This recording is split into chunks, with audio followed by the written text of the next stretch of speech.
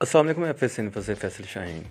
نوید اور وحید کے سامنے غلام فرید کا ایک چھوٹا سا بزنس ہے، یا یہ کہہ لیں کہ سامنے رہتا ہے۔